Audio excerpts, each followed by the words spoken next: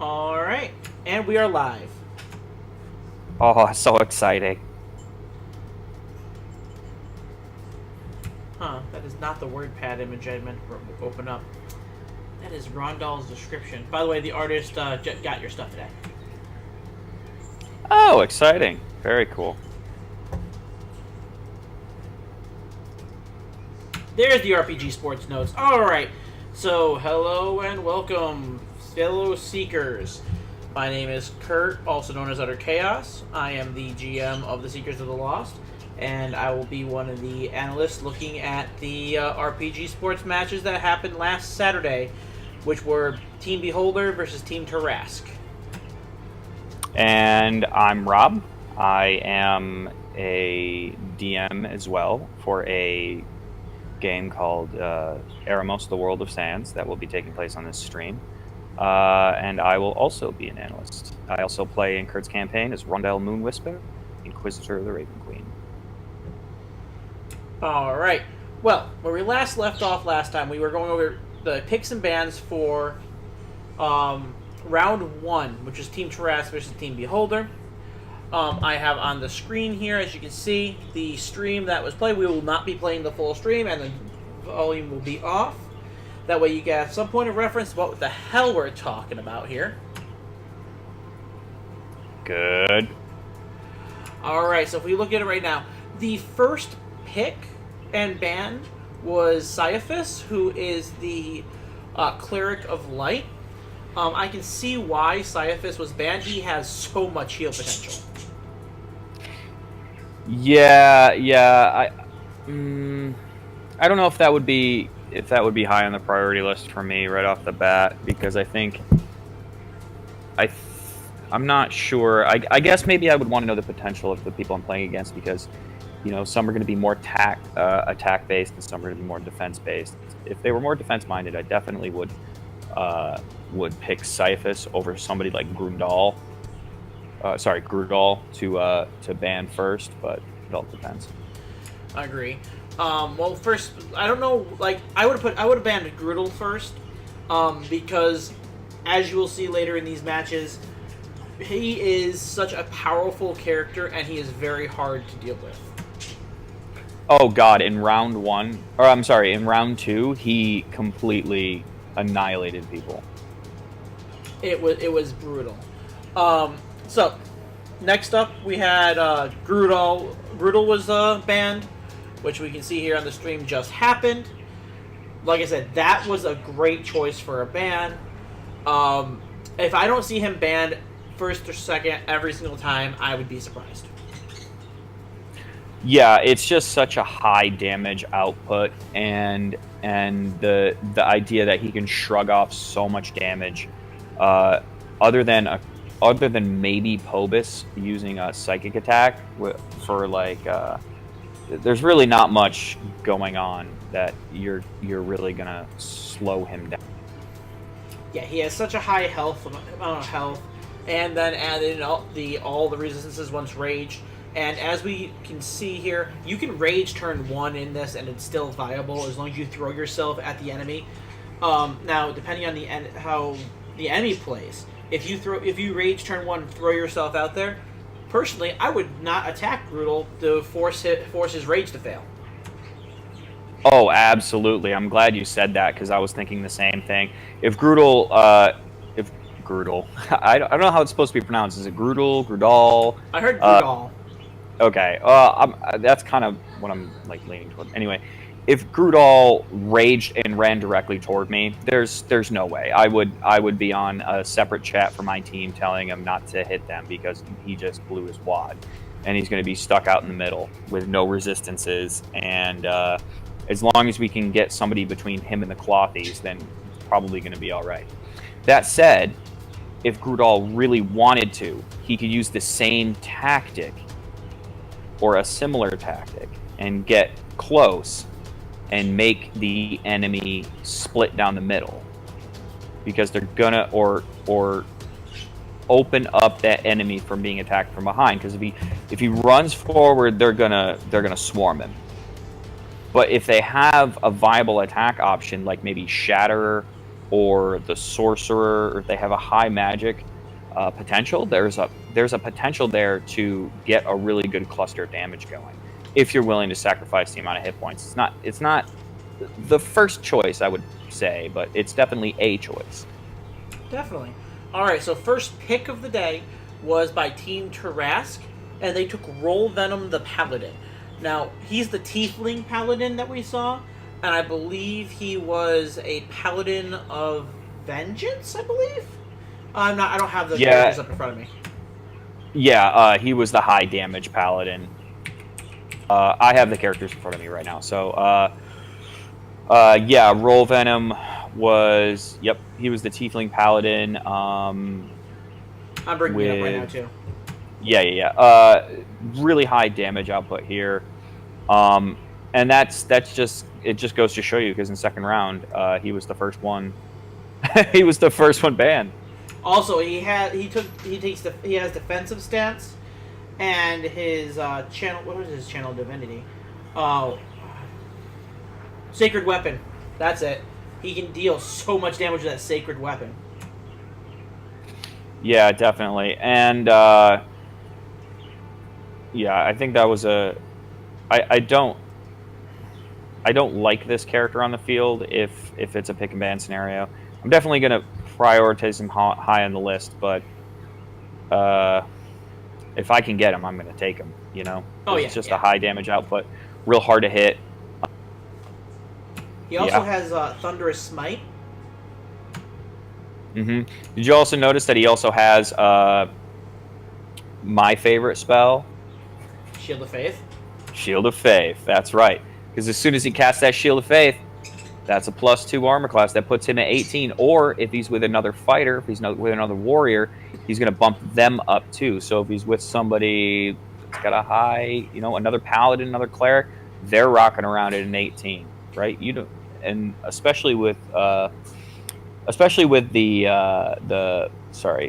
clerics each have a couple of damage spells. So you're rocking around an 18, and you're starting to throw magic around. That's pretty, like a guiding bolt. That's pretty deadly. Also, he has a Tiefling, so he gets Hellish Rebuke at a level 2 spell slot once per game. One thing I did notice about the players. Now, this was not their fault. Since it's the first time they're doing this, they don't know how long the matches are going to last, and they're holding back a lot of their abilities. With the matches only lasting 3 to 5 rounds, I would go in, blow in every ability I have almost off the bat. Oh, no question. I'm not a conservative player, though. I'm more of an all-or-nothing aggressive player. I would be tactical, but if you still have spells and you still have abilities at the end of that final round, when that timer goes off, you've wasted potential out of that character. Especially if you still have magic left. I used to play Malifaux, which is a tabletop miniature game where you can use cards in your hand to do special things. I used to always say, if you still have cards in your hand at the end of the turn, or you didn't use your soul stones, you played the game wrong. Right, and the same thing goes here. So, where that gets really interesting is in the final round, we saw somebody do just that. Right, we saw Zune go all the way across the field and unleash Hellfire, and really turn the tide right off the get-go. Yeah, no, that last round, when we get there, holy shit, that last round. Yeah, exactly. But anyway, back on task. Back on task for round 1, yeah. All right, where's my notes? Goddamn pages. All right, get the stream playing again here.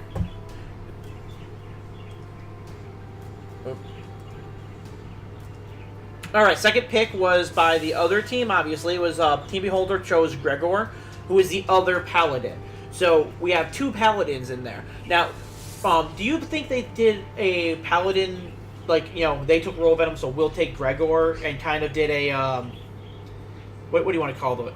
Oh my god, a counter pick with that?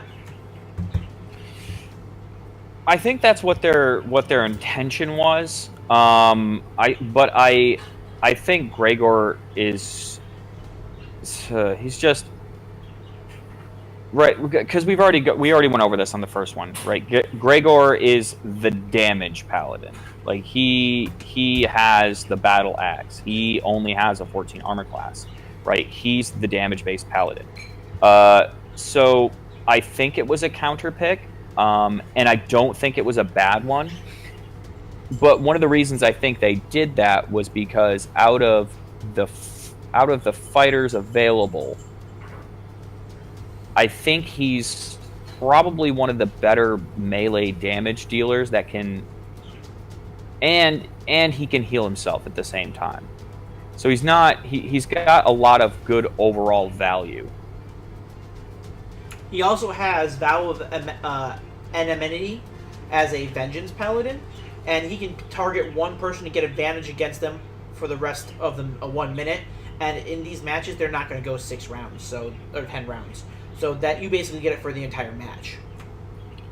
Yeah, exactly. One thing I did notice is that, and you know my personal gripe about this because I play a paladin right now is, I got to be honest. Like the fact that they weren't getting there and they weren't laying in those smites. I mean, come on. Yeah, no, Smite is a paladin's toolkit right there. Also, yeah. He has Wrathful Smite and Searing Smite, but I don't know if that's better than doing just regular Smite. I mean, it could be, but then you're using up the spell slots that you could be using for Shield of Faith or Hunter's Mark. Right. Another thing, this character has Hunter's Mark. Are you kidding me? Also, Bane. I mean, we didn't see a lot of what do you call it? Debuffs going on in this match either. Once again, I don't think that's anything to have to do with the players. The players played really well. Like you could tell, WebDM Emma and a few of the other players really stood out to me as people who play D&D regularly. Like Emma playing Darius, straight up great choice, and blew my mind with how much damage Darius can deal. Yeah, I agree. I think there were definitely some players that have a good amount of experience, and it was much better than the first time we watched, I think. I think that also has something to do with how they've changed the rule set a little bit, how they changed the map so it's a little bit closer together. All right, so I noticed as your paladin, you didn't take these spells as spells that you take. So I want to take a look at them real quick. So first off, Searing Smite. 1d6 initial damage, 1d6 at the start of each of that target's turn until the spell ends. Do you think the 1d6 fire damage with a con saving throw is equal to or less than the damage you deal with a regular smite? Well, it depends. It depends if I can land that Searing Smite early. If I land that Searing Smite early, I can get a consistent amount of damage. And also, it depends on who I'm hitting with that Searing Smite. Because let's not forget, Searing Smite, you get a Constitution save against that effect. Yep. And then we also have Wrathful Smite, which is the other form of Smite that they have, is 1d6 psychic damage. Now, if the opponent takes Grundle, this seems like a good counter pick for Grundle. Taking Gregor and using Wrathful Smite. That is a way to deal him damage without having to worry about his resistances. And last time I checked, I don't think Grundle has a good Wisdom save. Yeah, typically Barbarians don't. I think he's at +0, so he's not in the negatives, which is good. I'd have to double check that. Checking right now, Wisdom is +1. Oh, okay. So he's got a +1 to that save. Yeah, it's a good ability. I like the idea of doing psychic damage of any kind because typically that's one of the types of damage that's going to make it past most types of resistances. Perfect example is Grudal. But I will say that because when you dump a spell for Smite, you're rolling a D8. You're not rolling a D6, so you have a higher damage potential that way. You do, but like I said, that honestly, it's situational in my opinion, especially on Gregor, since he's the one who has it. I would use Gregor as a counter pick to Groodle, but that's if Groodle gets through that picks man's phase. Yeah, I mean, I would go with regular Smite or Searing Smite, depending on the target and how early in the game you are. If Groodle isn't there, and only save the Wrathful Smite if Groodle's there.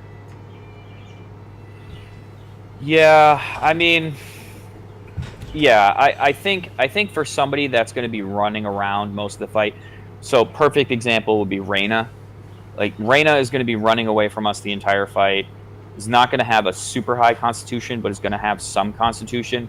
If I can pop a Searing Smite on someone like Reyna, who's going to be keeping distance, or someone like Pobis, or someone like Zune, if I can hit them with the Searing Smite, they're going to take that consistent damage over time. So the upfront damage is, yes, devastating, but the overall damage is something they're going to have to deal with as well.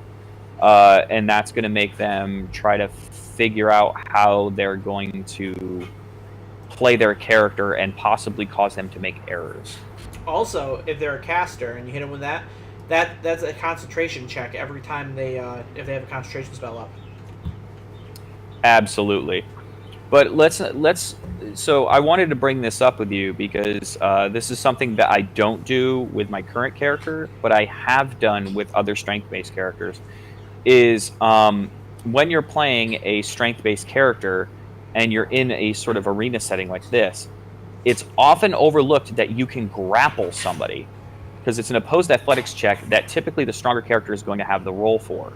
If that person's grappled, the rest of the team can beat that character to death because they can't move out of the way. So characters like your monk, your cloth characters, your ranger, right?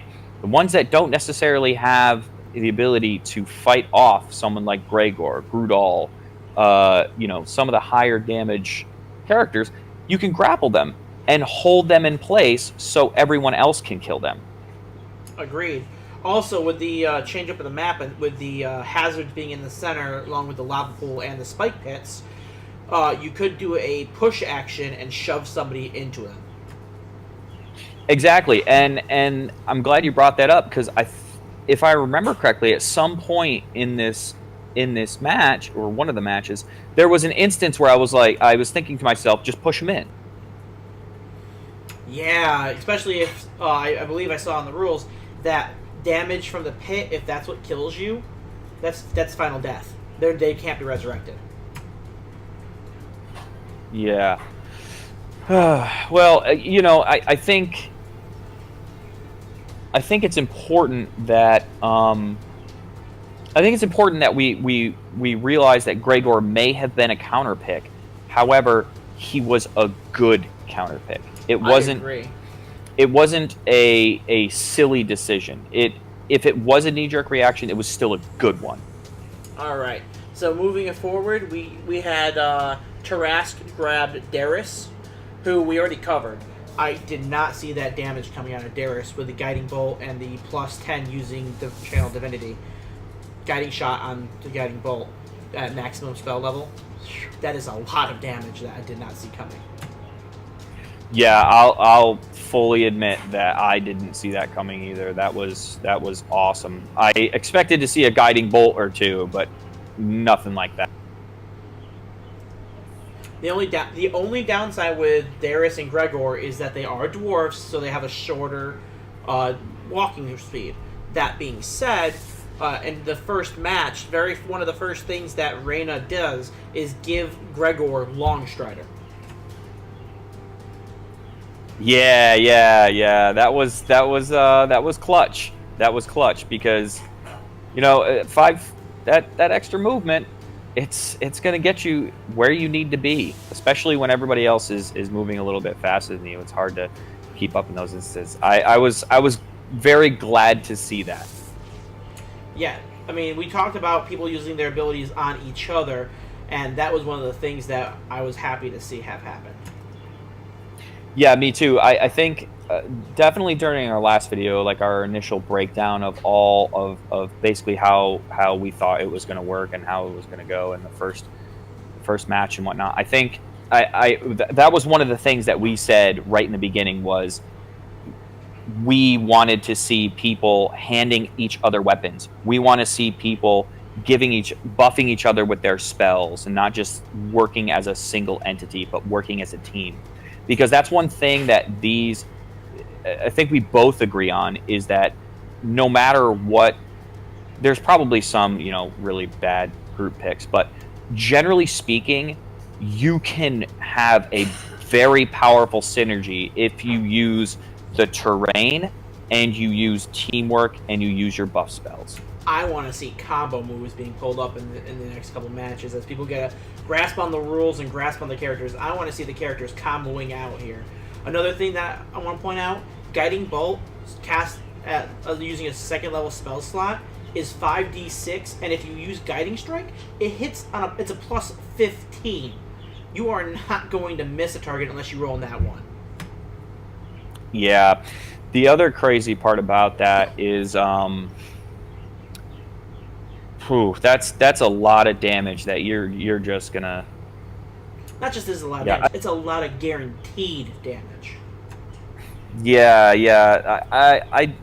I don't think that should be like nerfed or anything or adjusted, but I do. And also, it doesn't really adjust them on the pick and ban list. What's the distance on that? 120 feet. That's ridiculous. Okay, so they're starting out the match that way, basically. That's what I would have done. That's what I would do with her, is move up Guiding Bolt with the plus 10 Guiding Strike, and then summon my spiritual weapon, and then have that thing go to 10. Because then you're getting a 1d8 attack plus 3 attack every round as a bonus action. Yeah, that's a good point. Yeah, I was actually kind of hoping, I know this didn't happen, but when they created the battle scenario for this one, I was kind of hoping that they were going to put a sort of like solid wall in front of, like, maybe 10 feet in front of the area, so there wouldn't be any immediate shots right off the first round that would hit without compromising a character from being attacked. Does that make sense? Yeah, they added the line of sight blocking terrain, and they added the rubble piles that slow people down, along with the hazards in the center. But the characters were diving behind those line of sight blockers, which was a very well, like, for the range characters, that was very well played. The next pick, as we talk about range, was Reyna, the ranger, and Reyna, doesn't matter what match it was almost picked every goddamn time. Yeah, she was picked in. I'm sorry, Reyna was picked every match, and was consistently probably the most consistent character. Yeah, well, I mean, with that extreme range that she has, the Colossus Slayer and the Hunter's Mark, you are going to deal damage as long as you hit. And with that, the Dexterity Skull, you're going to hit. Yeah, I think probably watching all three matches, the most frustrating part for me was watching the matches and saying to myself, someone needs to go kill that person. Reyna wasn't super powerful. They just let Reyna do what she's meant to do. They needed to get to her and kill her as a high priority, because although she was probably doing the most consistent damage turn by turn, and she was taking the least amount of damage turn by turn.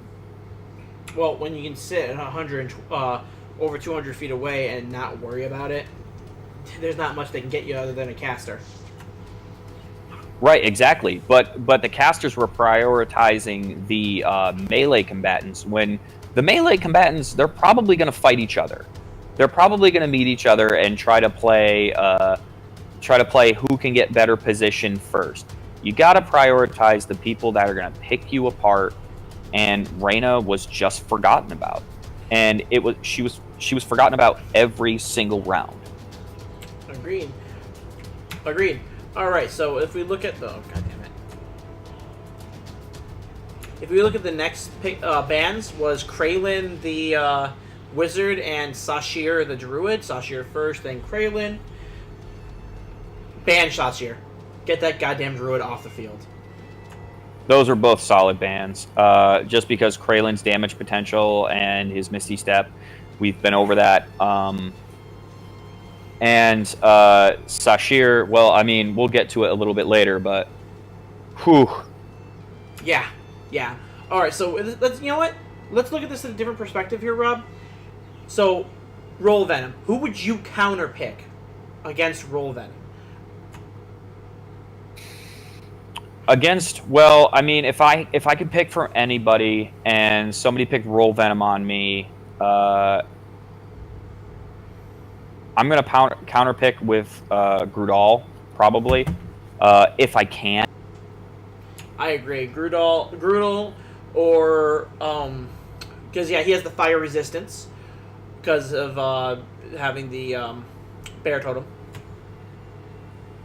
Yeah, he's got the fire resistance. He's got the resistance to everything. Also, Roll Venom's only got a longsword. I'm going to hit him eventually, as soon as we get into melee combat against each other. Additionally, additionally, I can attack recklessly. I can, I will eventually hit this person, whether they're using their sacred weapon or what have you. And consistently, it's going to be about 12 damage per round, which means I could be in combat with this character for 3 to 4 rounds before I have to worry about anything. Also, you can always go with Darius as a solid counter pick too, with the guided bolt strike. Stay out of the range. Don't let Roll Venom get to you, and if he does, you have the heals to handle him. Roll Venom, it may be a paladin, but lay on hands is not a bonus action. That's true. Yeah, so if I could, I would use Grudal as a counter pick for melee. That's about it. None of the other characters really have anything to stick a character in place and then get a position going on. So I would probably try to meet that character head on. If there was a character that had a little, like an ability like a grease spell or like a web or something like that, I would probably prioritize that character a little bit higher, because I know that Roll Venom is going to have a very low dexterity. He's not going to be very good at getting out of that kind of scenario. He's going to slip. He's going to fall. He's going to get held in place. He's not going to have the reflex to get out of the way of my magic. But all I need to do is slow him down for the rest of the party to pick him apart.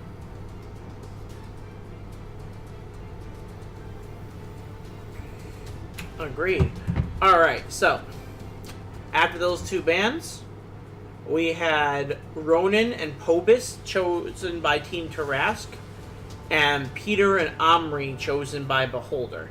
Now, Ronan is the fighter. I don't think I saw him use his second wind or his oh my god, what action surge. Not in the first match, anyway. I don't think he did in the first match. He definitely did in the second match. But yeah, I don't think he did in the first match, from my recollection. To be honest with you, I didn't take good notes on the first match. Yeah. And then Pobus, as they have started referring to him as, is the Warlock. Last time we did this, unfortunately with your internet issues, I pointed out that I did not understand why everyone was choosing Pobus. I actually got a tweet back from the GM who was running these matches, Web DM Grant, and he was kind enough to explain to me why he believes people were choosing Pobus. I'm all ears. He says that as a warlock, he's a caster, but he's less dangerous to use and he's a little easier to use than the other casters.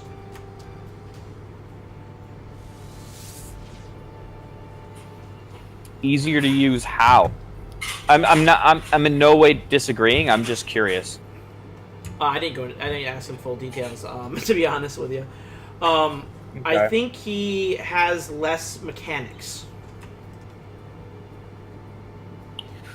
Well, also he's He's got the easier spell set. He has Eldritch Blast, Chill Touch. He's straight up combat, while the other ones have some utility backup spells. I don't see. I agree. I agree. It's very hard to choose some of the out of the spells he has. It's very hard for him to choose a spell that wouldn't be useful. However, I think I would sort of kind of disagree because so here's why, and bear with me on this one. We're gonna get deep.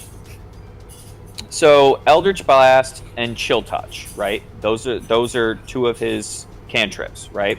Yep. From He his pack also boon. has Hex and Shadow. Right. So Eldritch Blast, he's going to use that at a distance all the time. The other thing that he has going for him is that he has 2-weapon fighting. Obus? If you look at the Pobus D&D Beyond loadout, if you look under bonus actions, He does have 2-weapon fighting. so he can use 2 of the weapons that he has on his person at any time. So that's the use of his bonus action and his single action. But and here's part of my point. I don't think the other characters realize that, or the other players realize that. And if they did, they didn't utilize it. They instead utilized Eldritch Blast, when you would have a better damage output if you could get behind them and attack twice instead of once. Because Pobus isn't bad at attacking. He just doesn't really do it that often. And he has 2 light weapons. He has a dagger and a hand axe. You can use both of them. Yeah, but his 2 hit on them are a 4 and a 2. So I don't know, man. I would probably stick back and use the Eldritch Blast, honestly, with the +5 and the 1d10 +3 compared to 1d4 +2. So, yeah, that would be your default, but If you get in close combat, Pobus can handle close combat. well, his armor class is still really low, so he's not going to be. He's definite. You want to play him sort of like you would a monk. You want to be in and out. You either want a definite thing or you want to not even be there at all. So Agreed, I but think that wait, counterpoint. Mage armor. right. So sure, you could cast Mage Armor on yourself, and you'd get yourself a little bit more. And also, he has 2nd level Misty Step. And True Strike. I was just going to go there. So this is kind of what I'm saying, is that Pobus played very basically, and this is in no way an insult to the people that were playing him at all. If you just pick things off the list that are on the surface very good, and then disregard the other stuff, you're still going to be successful. So yes, I very much agree with Wed DM on that. However, I think Pobus has a lot of potential if you can play him in that gentle mid-range.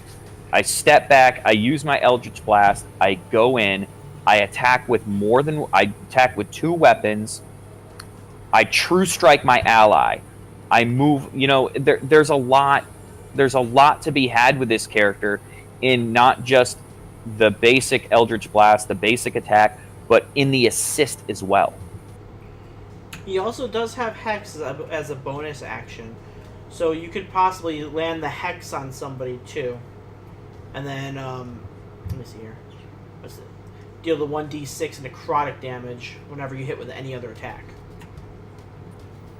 Yeah, and if you really want to be daring with Pobus and the entire team charges forward, you can just shatter him, which we've been over is a brutal spell. Yeah, 1d8 in a 10-foot radius. You're gonna hit something. 3d8. Yeah. Ugh, 3d8. I mean, con score 13 save. I mean, your tanks are gonna have a little bit of an easier time avoiding it, but you get a caster in there, and they're gonna be going down. Oh yeah, absolutely. All right, so continuing. Peter the rogue and Omri the bard. Peter, the only sad part about Peter, and it's not the player's fault for this, unfortunately, it's his archetype. He's an assassination rogue. Yeah, it was bad luck for Peter in these games. Makes it hard. If you have Peter go first, like one of the first players, he can if he can get up there, dash in, dash in as a cutting action, and pop off a shot with his bow in the first turn, he could deal significant damage with that assassination ability. Yeah, but I mean, you're putting after yourself that out of first position turn, at that time. Yeah, and after that first turn, it's just awful. Yeah, you lose all of your archetype abilities, unfortunately, because assassination only works if a target is surprised, and surprised means that the target has not acted yet this combat. Yeah, I think they'd be much better off if they reworked Peter, so that way he was a little bit more of a, I don't want to say useful, but like just a different build that's not immediately useless. Well, I don't want to say useless, but give him a different archetype. That's all I'm saying. Yeah, after the first round, he is at a detriment to every other character that's on the field because his archetype basically means nothing. Yeah, I mean, we also didn't see them taking advantage of sneak attack. Getting a melee person in there and having Peter shoot in with a bow. Peter went in for the melee on some of the combats I saw. But, like, the short bow on a rogue is, as we see with Daniel, one of the most dangerous weapons they can have. Yeah, I agree. I think that was a little underutilized, but I think it had to do a little bit with positioning as well. Yep, I agree. Cunning action, love cunning action, one of my favorite abilities. But like I said, the assassinate ability specifically says you have advantage on attack rolls against any creature that hasn't taken a turn in this combat, and any hit you score counts as a critical hit. You could use that on the first turn, and that's it. You could use that advantage. I mean, if you want to throw yourself out there, his bow range with disadvantage, so it'd be just a flat roll this way, is 320 feet. So you could, if you can run up, dash, cunning action dash, get into a position where you can shoot the other team in their starting zone, you could possibly eliminate somebody. Right. I think that so I think, and this is just me like thinking about how RPG Sports is going to go. I think they're going to put up some sort of stone wall in front of the starting area, so that way we don't have another instance like we did with Zune in round 3, where you can just run across the field and burn somebody down in first turn. I agree. Now, let's just point this out. With the tactic I just described. By the way, if any of the players are going to watch this, please choose Peter. Use this tactic. Dash in, take the shot with the bow at a regular roll, right? If you hit, it counts as a critical automatically. Now, the bow's damage is 1d6 plus 4, right, Rob? Yep, should be. Okay. And because you have an advantage on the attack roll, you get your sneak attack damage, which is 2d6, right? Also correct. Okay. Now, because of Assassinate, as long as you are going first, you automatically critical. So that means you are dealing 4d6 plus an additional 2d6 plus 4 damage on the first turn with a single attack.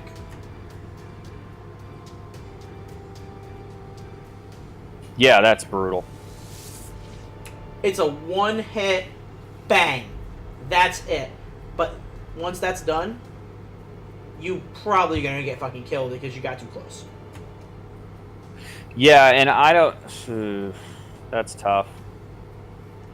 I mean, the thing is... yeah, no, you see, and the other thing... You lose your advantage. Go ahead, Kurt. Sorry. Sorry, I was thinking here. You lose your advantage if you take the shot at 320 feet, though, don't you? What do you mean? Sorry. At 320 feet, the long range version of the bow, you're taking disadvantage, so you'd lose your advantage from assassinate. Right, it's 80, 320, so anything beyond 80. See, yep, no, worthless now. Never mind. Yeah. So yeah, anything beyond 80 feet until 320 is going to be at disadvantage. I mean, it could be great. I don't know. I need to get the actual map with the dimensions and stuff to be able to see how far away 80 feet is, and if you can get in that position on turn 1.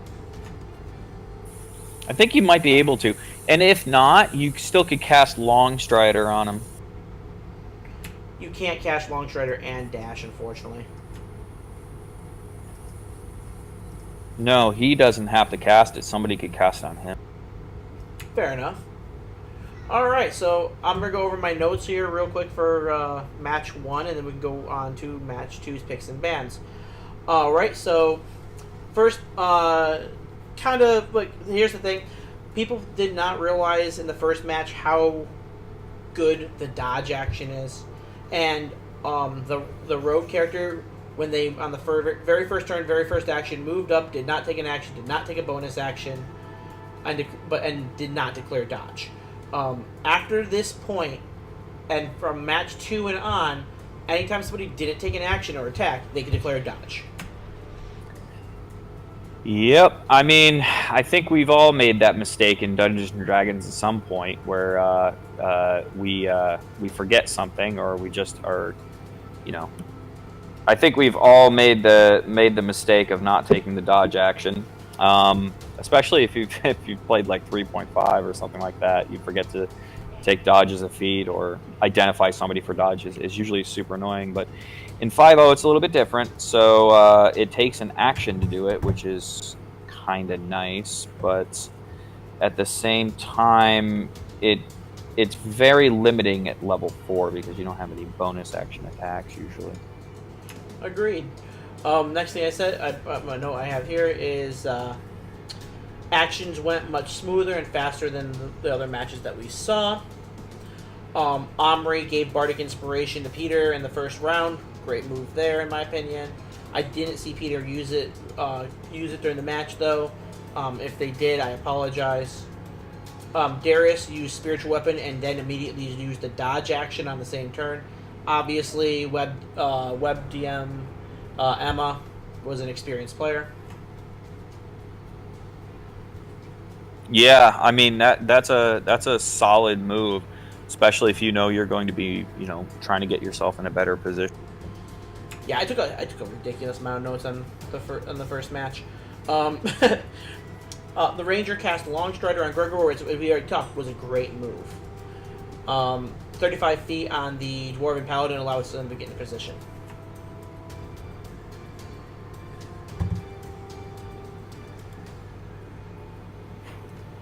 Sorry here. So Ezekiel was one of the players. Ezekiel 3, I think was his name. He was a player playing Gregor. I wanted to give him props during the first round. He ran out of time because he was thinking for quite a bit of time during the turn timer ran out on him, and he had forgotten to declare his actions. And the DM was like, "Well, are you doing anything?" He went, "Nope, I did not declare it in time. Just move on." Yeah, I wholeheartedly agree. There were a few people that were playing, and I don't want to call anybody out, but if you watch it, it becomes pretty obvious that went very far over their time, and because of a lack of knowledge of rules, because of just not making enough forethought about what their character needed to do, not knowing the abilities of their particular characters, which all of that is perfectly viable, but you have an entire turn cycle.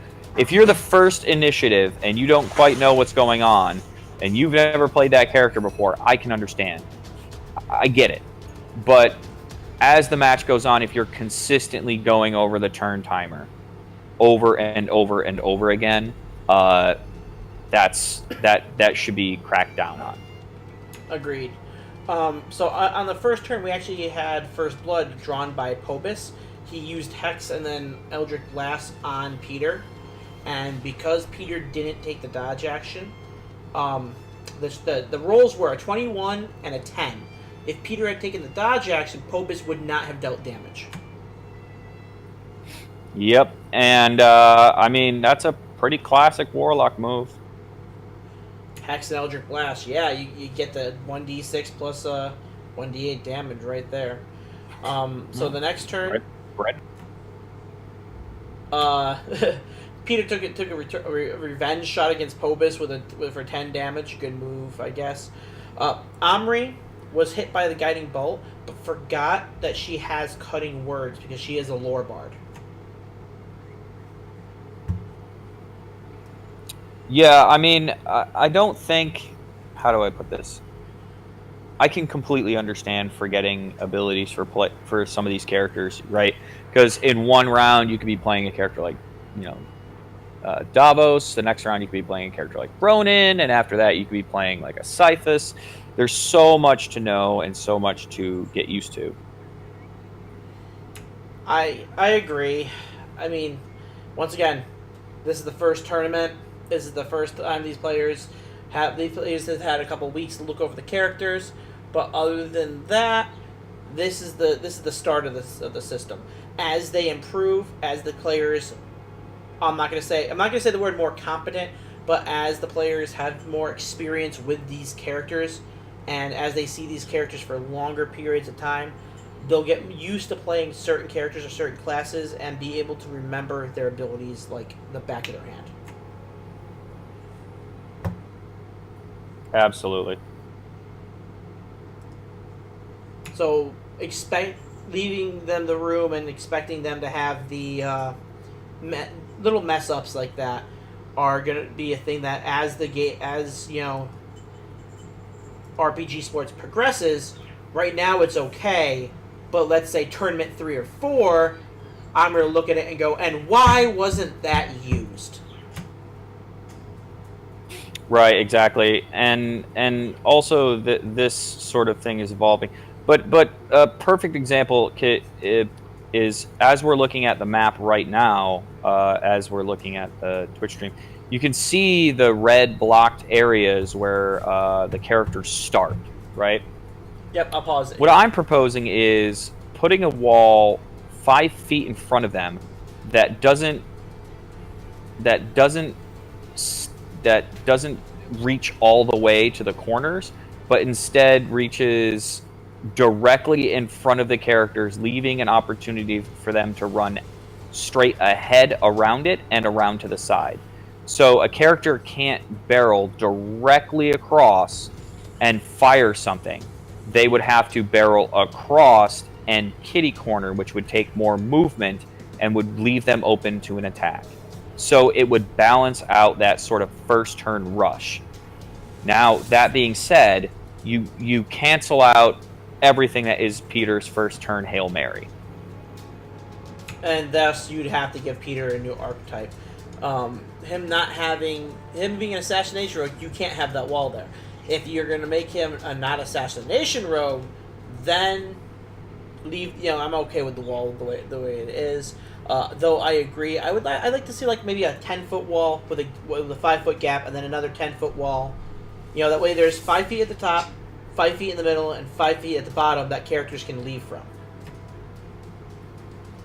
Yeah, I could see that working too. Because then your Peters, your Reynas, and your other long-range characters aren't going to be able to shoot the center hole because of the blocking line of sight rubble there. And to be able to angle it to get through the top and bottom shot points, they're going to have to put themselves way out of position. Yeah, exactly. I think that's a very good point. Alright, so continuing, Gregor did make a play error, but it's a very easy one to forget. He used Bless on 3 characters, and then immediately used Shield of Faith. both those spells are concentration spells. I know which one I'd choose. And he had to leave up the Shield of Faith because he casted Shield of Faith. The second. So that's how that works. The rogue used Cunning Action very well in turn 3. Roll Venom fell into a pit. He critical failed while he tried to jump over the pit and grab the potion. Now, I did not see enough characters going for those items. Now, they are dangerous as hell to get with those pits and lava pools being there. But there are certain characters who could easily get those. Your Peters, who Peter grabbed one. Your Davoses. Now, Davos was not chosen turn 1, and he was not banned on round 1. Right. I just want to point out that mages, like magic users, some of them have Mage Hand, like Pobus. They could have easily grabbed that. Oh, I agree. Why didn't... You know what? That is some thinking that I didn't even come up with, honestly. Like, that wasn't even in my mind, Rob. That was a good call. Yeah, I was thinking that when I was watching this, is that there were all these characters jumping over the pit, and why didn't somebody just Mage Hand the potion to them? I was so perplexed by that. But I mean, again, not everybody's gonna think of silliness the way I do. No, it's just... I didn't even think about using Mage Hand there. I saw Mage Hand, like when I was just going over it, I was like, oh yeah, Mage Hand, ha ha ha. Or Minor Illusion. Minor Illusion would be useful in this situation too. Cover up the hole or something, trick a character into walking into the pit. Or Minor Illusion, another copy of you, give the character, make the character make some sort of game decision, make the GM make the character make a perception roll to see if they can tell that there's illusion. Yeah, possibly. I mean, gotta use those.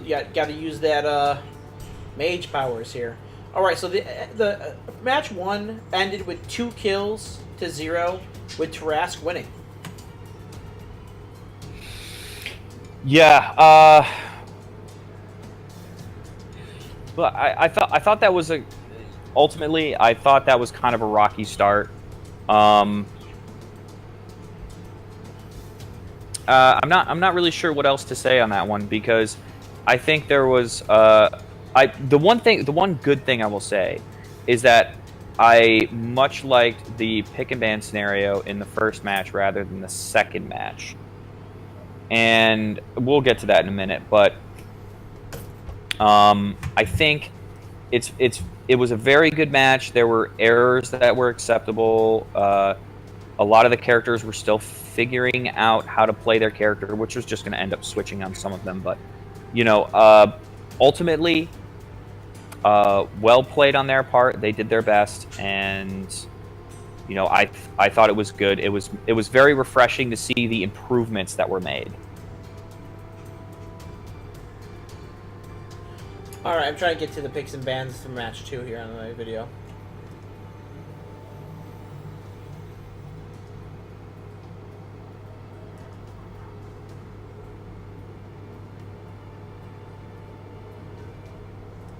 They're doing replays.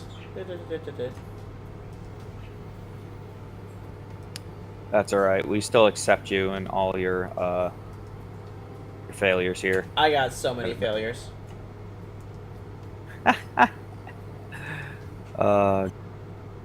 They live in my house and eat my food. I mean, I love my kids. Wow, dude. Wow. All right, so we're gonna start off round 2 while you're looking for that, then, huh? Works for me. All right, so round 2. I have in my description here a giant bracket around the pick and ban section that I took the notes on that says this could have been much better. Oh yeah. All right. So we'll go from first to beginning. So first, match 2, Beholder had first ban. And the bans went in this order. First was Roll Venom, immediately taken out. Yeah, that high armor class character from last time. They didn't want him around. Makes. And then they took Caiaphas out again.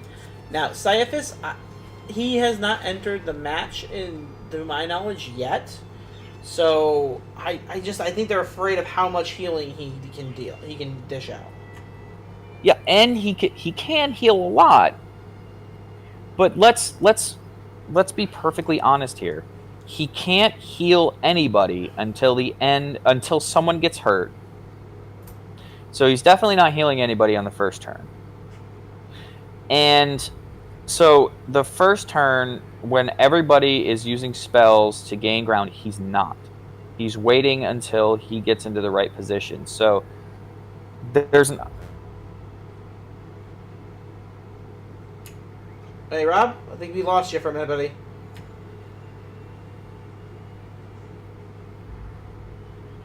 This because they just don't want the healing going on. So one side picked the Paladin, one side picked Caiaphas. My opinion, I would not have picked Caiaphas. No, I would have gotten rid of Darius. Hello? Hello, I'm back. You're back. Hello, hello. Hello? Rob, can you hear me?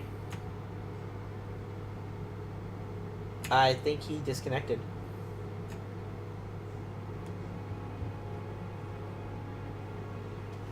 My mic is still working.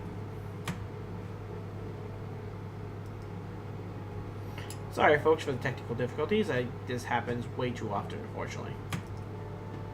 Yeah, my mic's working.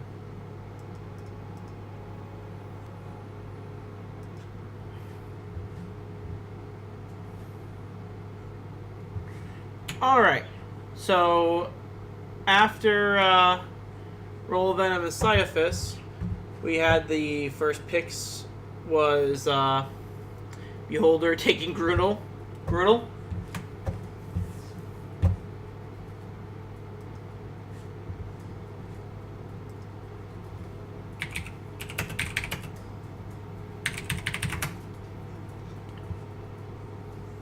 Oh man, internet issues are going on.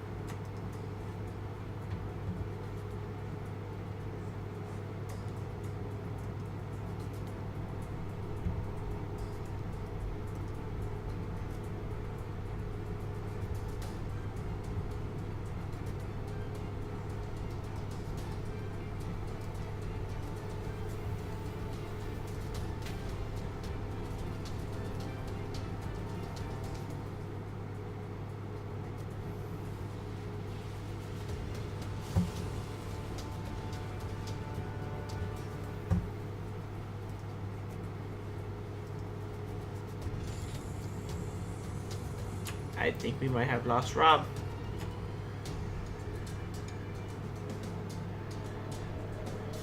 And now we're getting an advertisement. God damn it.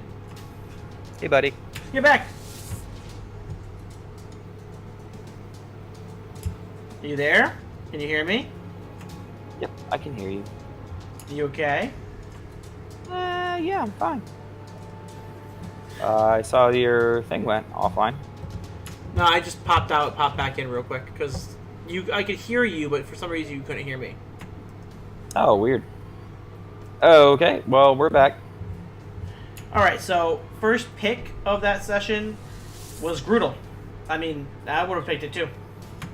Yeah, 100%. If you're gonna take, listen, this was a clear mistake. I'm sorry. I hate to say it. But out of all the characters, right, you know when the pick is going to happen. You've got one of the sides of the team has to take Grudel out, or otherwise, the next pick, the first pick, they're going to take it. They're going to take that super powerful character. First ban always gets first pick, so it goes I ban, then you ban, then I pick, then you pick, and if I don't ban Grudel and you don't ban Grudel, you're just giving me Grudel. Yeah, 100%. There's no reason No reason why that should have happened. And they paid for it. They paid for it dearly. After that, the other team, Beholder, not Beholder, Tarrasque took Gregor. Good choice. Gregor has proven himself to be a great choice for a paladin, especially when Royal Venom is off the table. Yeah, that damage is good. And I think they tried to take him to counterbalance a little bit of the damage that Grudol was going to be putting out. But as you will see in this match, that unfortunately that you can't stop the goddamn Barbar train. No, you cannot. All right, the next pick after Gregor was Reyna again. That freaking Ranger. Dude, it's like I said, man. If you keep, they let the Ranger be the Ranger. You can't do that. You have to get to them. You have to stop them, or that damage is going to be consistent, and you are going to have to bridge that gap every single time, unless the entire party focuses on that Ranger. The Ranger's got movement. The Ranger's got that bow that can hit anywhere on that board. You have to take the Ranger as a priority because that's consistent damage every turn, and Reyna is built to hit every single turn. Agreed. Next choice for Tarrasque was Darius, the cleric, and as we saw in round 1, Darius is a great choice. Hell, take Darius and take out Reyna with that guiding strike. Stop that Ranger in her goddamn tracks. Yeah, another good pick. I think that was a solid pick. I mean, it's just when you get the Barbarian and that Ranger, you got the up front that you are gonna have a problem with, and you've got something moving around behind picking off whatever that Barbarian's attacking. It's just, I think if it was me, and if I was on Team Tarrasque, I would have prioritized magic users immediately for my picks. Yep. Also, you could have. They have Gregor, but they did not use Wrathful Smite. Yeah, may not have known how that ability works, or just may not have realized how useful it was. But yeah, after Grudol was picked, I got to be honest, out of the Reyna Emma pick that happens after that, I would have immediately prioritized like Sashir, or I would have prioritized I mean even Kraylin at that point, just so that way there is a massive damage dealer that Barbarian is not going to get away from. Yep. So after those 4 picks, we had the second set of bans come in. They banned Davos, which banning Davos is not a bad idea, as I have not seen Davos hit the field yet, but Davos, in my opinion, is one of the better characters, especially in this new map, with being a way of the open palm monks. He has that 15-foot shove on every attack he hits, as long as he spends a key point. Yeah, I was really surprised he didn't end up getting picked, especially with the ability to kick people into, like, I was waiting for that Spartan kick into the pit. Like, I wanted that to happen. And then the next choice was a strange one, in my opinion. It was Ronin.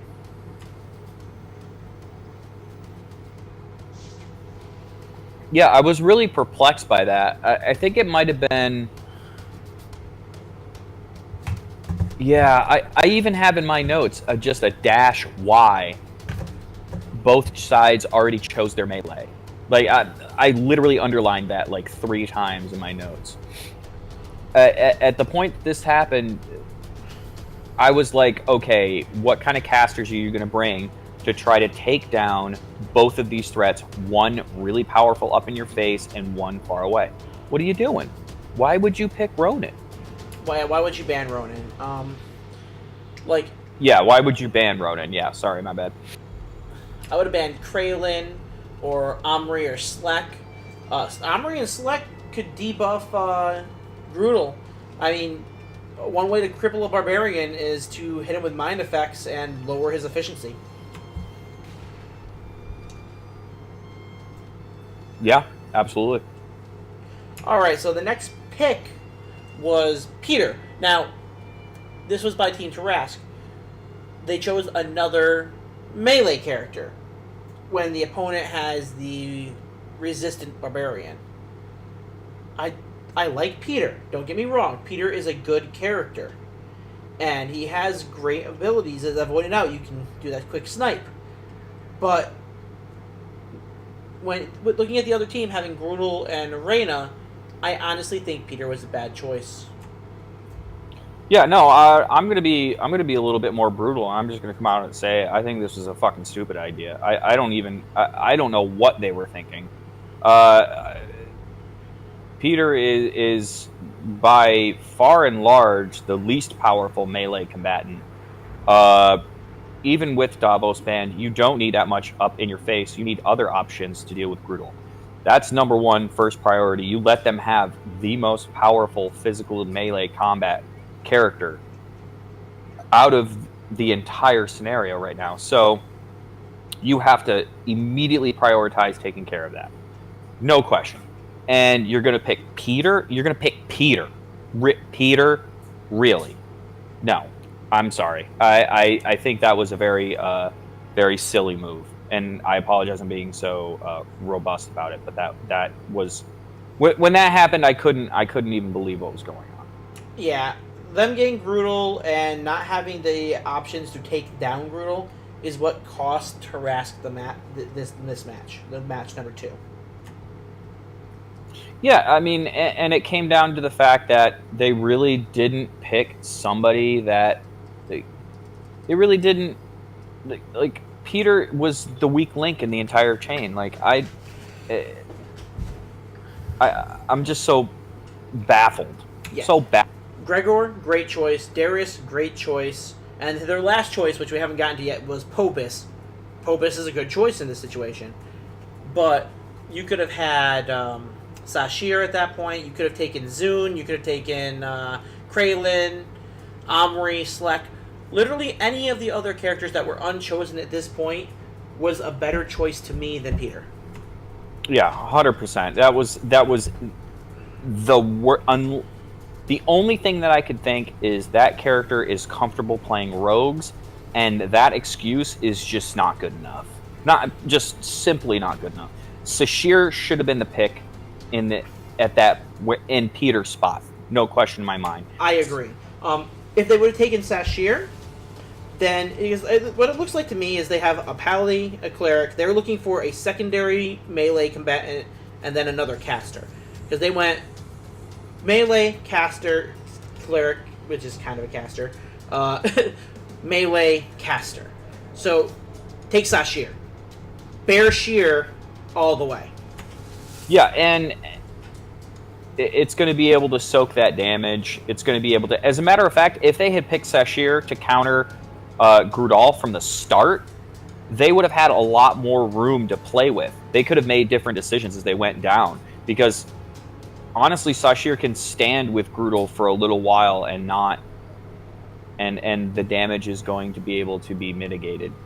Yeah. Because it's just hurting the form. It's not hurting the actual druid itself.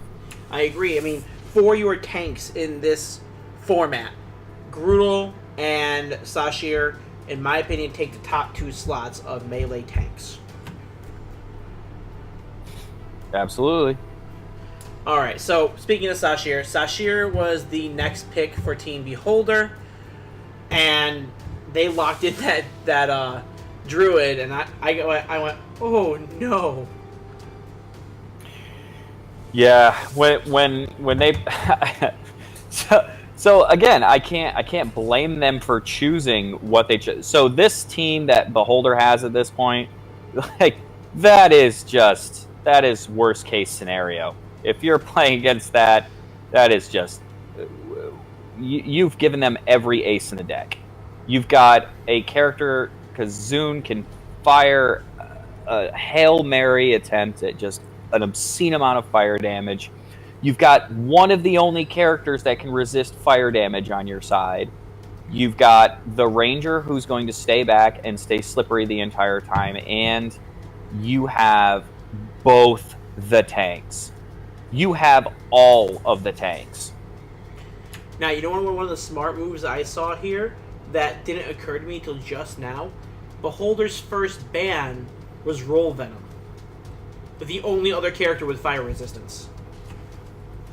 And then they took Zune. Right, I think that was an accidental benefit, because I think what they tried to do was they wanted to take out the highest armor class character first, because Roll Venom has the ability to use his he can use his I'm sorry, I'm spacing out. He can use his Shield of Faith, and that boosts him all the way up to an 18, which makes him the hardest character to hit. So that's probably what they were prioritizing at that point, if I was to guess. If I was to purely guess, that's probably what I think would happen. I agree, but taking Zune at the end made me go, oh man. They banned they took one person who has fire resistance, they banned the other one who has fire resistance, and they took the person who has Scorching Ray. Yeah, absolutely. And just looking at this. Just looking at these two teams sitting here right now, you know how this match is going. Yeah, I mean, Pobis can deal a good amount of damage, but against the targets that he has, it's not, the damage isn't going to come through. You hit Bear Shear, you're wasting potential. I mean, you have to knock her out of form, so I don't know if I'd waste my spells on her. Groodle is just going to shrug off whatever you hit him with.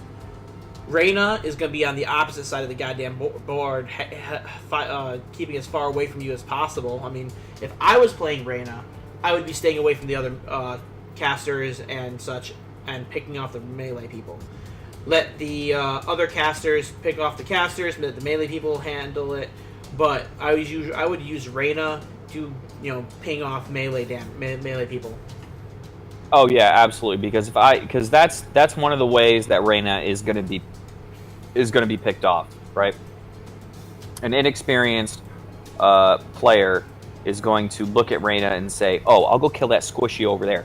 Well, that squishy also has 30 feet of movement, which is a considerable distance given the size of the arena. And right after that, that caster has this damaging spell, and you don't have a lot of hit points there, Chief. So yeah, 100%, I agree with you. All right. So the last picks were Zune for Beholder and Pobis for the Tarrasque. And like I said, Pobis, good choice, honestly. Pobis or Kraylin would have been Kraylin, in my opinion, would have been a slightly better choice, but Pobis is a solid choice on there. Yeah, I think. I don't know. After that Peter choice, it was pretty much all downhill from there. All right, so let's go to the actual match itself. Round one. The only thing I put down for my notes for round one was Groodle didn't rage during turn one, which I don't think was a misplay, because he wasn't guaranteed to get hit or hit somebody, and he didn't want to burn out his rage. I did want to go back. I did have a note here that I took down, and it was when Tarrasque picked Pobis. So I'm going to take a step back just to bring this point up. Is when Beholder picked Zune, I was curious why they didn't pick Kraylin to counter Zune, because they don't have a high damage spellcaster yet, and they're gonna need high level burst damage. Also, Kraylin can use his Misty Step to circumvent all of the well, not all, but he can circumvent a lot of the problems that are on the field. Yeah, I agree. As I said, I think Kraylin would have been a better choice than Pobus, but Pobus is a. If I had to rate them, Kraylin and Pobus, 9 out of 10, 10 out of 10, whatever, I would go Pobus choice was a 9 out of 10, but Kraylin would have been a 10 out of 10. Right. I think where I'm kind of getting at is that how do I put this? So Kraylin. So if we'll get to the match, and I'll explain where my thinking is, because I think the situation actually comes up. Okay, so I'm going to let the match just play through here as we are talking. As I said, round 1, Grudel ran forward. He did not rage on the first turn, but I don't think that was a misplay on the player's point.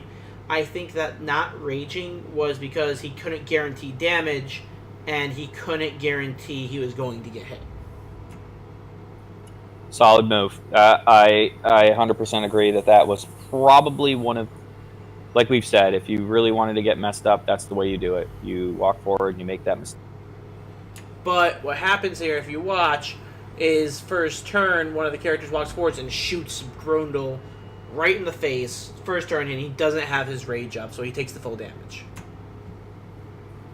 Right, I mean, that's the cost of doing business. I mean, I think that also had to do a lot with positioning. I think there were definitely running directly forward when you isn't necessarily a bad move, but if you look at the arena right now, in any scenario, unless you're on the if you go down the far left and far right, there's going to be something obscuring line of sight. So I'm pretty sure that his thinking was, oh, they won't really be able to see me too much with the blocking line of sight that goes down the middle of the board. Because if you look, you've got them kind of divided both ways. Yeah, I think I heard them at one point refer to the top half as top lane and bottom half as bottom lane. Yeah, because they definitely divided themselves pretty substantially here, and I'm fairly certain that Grudal either thought to himself, they're going to follow me topside because I'm a higher priority, and I'm going to take a little bit of damage up front, and then I'm going to get to kill them all. Or they're going to go bottom side, and I'm going to get a freebie and cross over the center line over that lava and beat the hell out of all of them from there. Oh yeah, also if you look here, I want to make this point out here. You have Grudel going to the top lane, kind of like mid-top here. But if you look at the bottom right-hand corner, you have Reyna already getting in that position that we talked about, where she's going to be out of range of everyone else but herself. Yeah, exactly. And also, keep in mind that the only benefit here is, and this is kind of what I'm going to go at, right? So, I was talking about Kraylin as a possible choice to counter Zune. Perfect example. Reyna goes bottom side. Kraylin starts going bottom side and realizes it's a bad place to be. Misty steps to the top side, can still launch spells through the middle. Like that is kind of where I'm at. Also, Kraylin has the ability to ignore his allies with his shatter spell. So if you really wanted to do what you were doing and pick every single melee character you could, you pick Kraylin to go with it, because you throw them all in there, gunk them all up, and then Kraylin destroys them all because he can choose who he hurts. Yep, or like you said, go in there with Peter and Darius, Gregor for in the sport. Have those three characters go in as a squad, keep them together. That way, they don't have a bard. They don't have anyone with shatter. Keep Kraylin in the back. Get your squad, quote unquote, together up there. Anyone gets too much damage, you can have Gregor and Darius heal them, and then you have Kraylin just dropping in the shatters and the big damage deals and not hitting your team. Yeah, I think that after we watched this match, it just solidified what we said the first time, and that Kraylin really needs to be like a priority for everybody to pick and choose. But I'm surprised he didn't even come up. And you know what? And most of the time, like he wasn't even banned either. He just didn't get chosen. Yeah, and there are so many opportunities that he can use, and I just kept thinking to myself, like, they're all in a group. If Kraylin was here, he would just kill them all.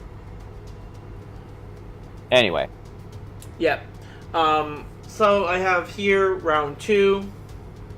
The Rogue keeps just getting hit hard. Like, I don't know if it was good rolls, bad positioning, but Peter just got his ass handed to him. oh, it was bad positioning, no question. And good, like once again, good call by DM Emma using the guiding bolt with the guided strike. That combo right there is what Darius is all about. Yeah, absolutely. Uh, Definitely a solid move. Did she play Darius every time? First 2 times. Darius got chosen by somebody else the 3rd time. Oh, that's right. That's right. But he wasn't. So Darius was in every single match. Yes, Beholder got Darius 3rd round, but first 2 rounds Darius was played. Yeah, Darius was on all 3 matches, and Right. Okay. That's what I thought. I would have removed Darius honestly by the 2nd match. I don't know. Maybe as a 3rd or 4th ban, but not my first 2 obviously. Those are my first 2 is always saved for Grundle and Seshir. Yeah. Yeah. I don't like high damage taking characters. Sorry, I don't. Yeah, you want to take the. Well, see, the thing is that there's really in this format. There's 3, right? Because you also have to think about Roll Venom. You have to get Roll Venom because he doesn't have the massive block of HP, but he's got the massive armor. And but we've had this talk like 1,000 times. Like, armor is very, very useful consistently up until you start fighting like CR ridiculous like 8s and 9s and 10s, where HP becomes kind of more of a benefit than armor class sometimes. But these characters are only level 4s, so AC matters a lot. AC matters more, in my opinion.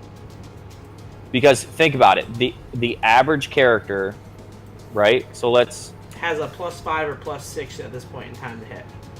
right. So +5 +6 on a 20 means 13, you've got 13. You have to roll a minimum of 13 to hit someone that has AC 18. So you're looking at a 7 out of 20% chance of hitting.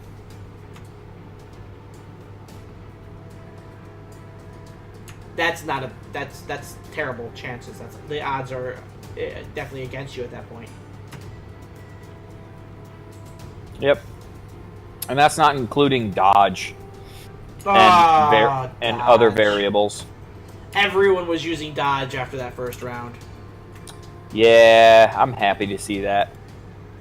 It's the right decision. You on the approach for a melee character, move forward a few feet, dodge, move forward, declare dodge. Round 3, you're going into combat. Yeah. Yep, or you could hasten all retreat, run in like a blind idiot and get killed. But, whatever. Fair enough.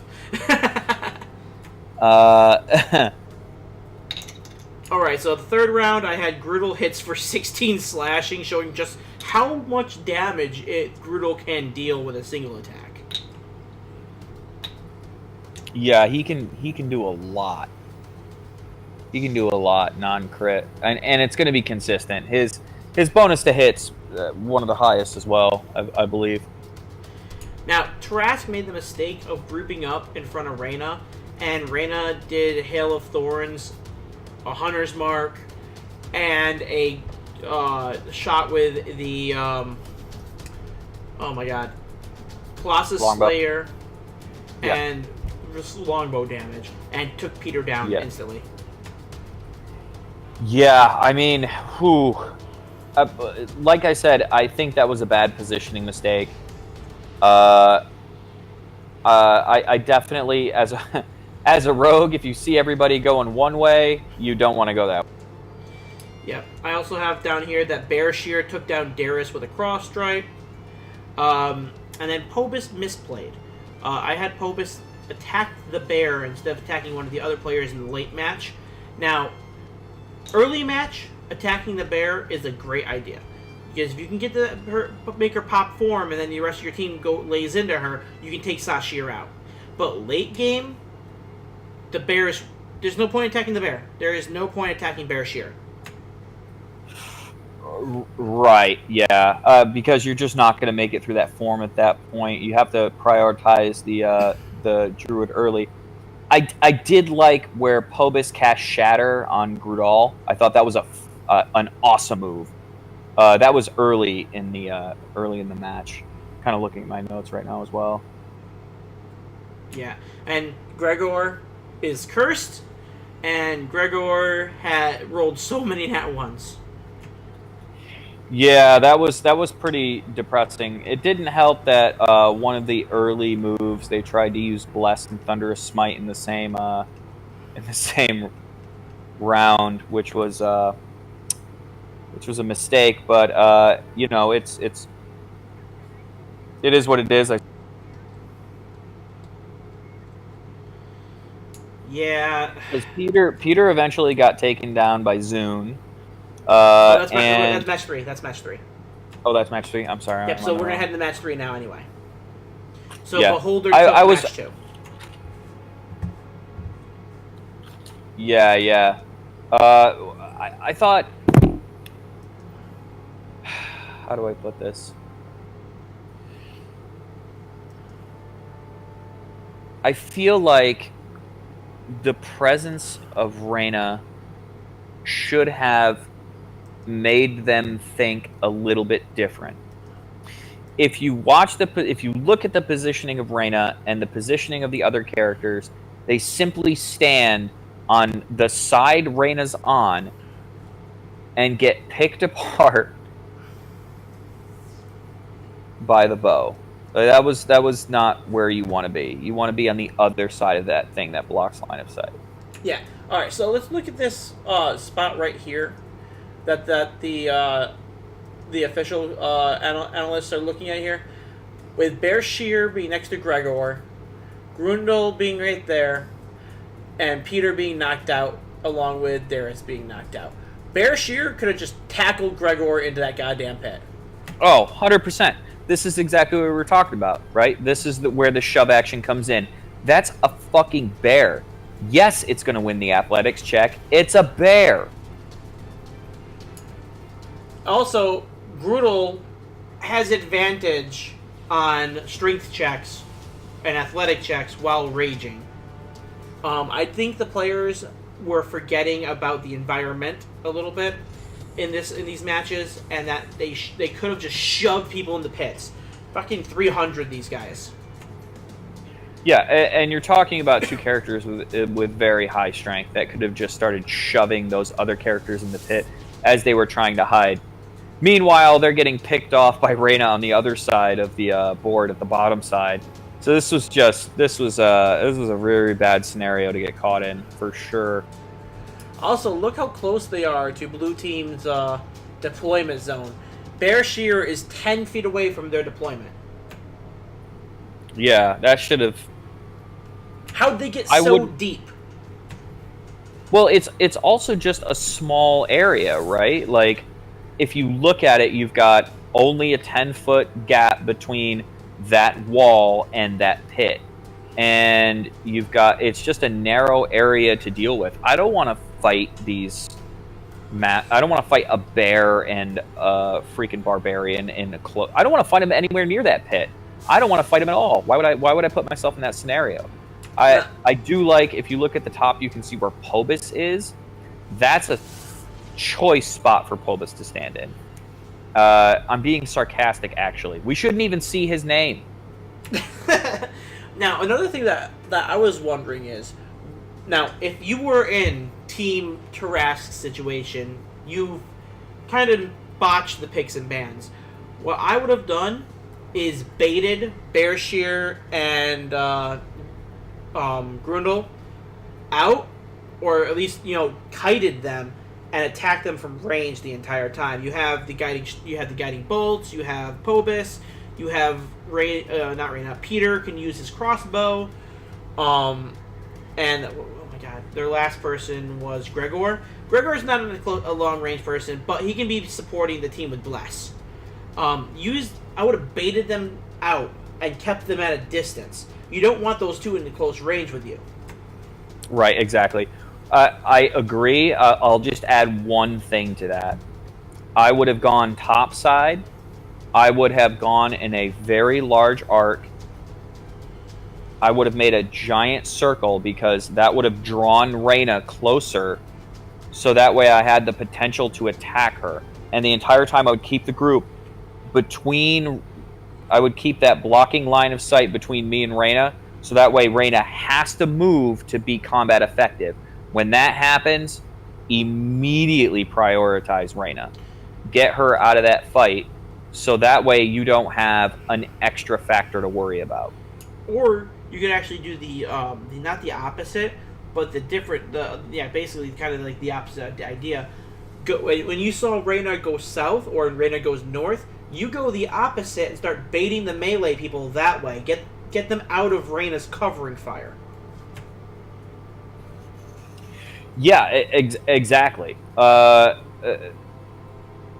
yeah, you don't have to prioritize, but in both of our scenarios, you would not stand on the same side of the blocking line of sight as Reyna. That's just a silly idea. Just that longbow and the ranger's ability to shoot is just too powerful in these situations. I mean, they're not dealing the one-hit wonder damage that Grundle and the other melee fighters are going to deal, but death by 1,000 paper cuts. Yeah, and any consistent damage is going to be effective in this scenario. So, that's just... It was just a silly maneuver. It was to me, it just seemed like a very basic combat thing, because it was preventable from the beginning. You knew what the ranger was going to do. A ranger's going to do what every ranger does. They're going to shoot a bow from distance. It doesn't change. Yes, they could be a dual-wielding ranger, but you know the characters in the scenario ahead of time. You know what this character is going to do. They're going to shoot you.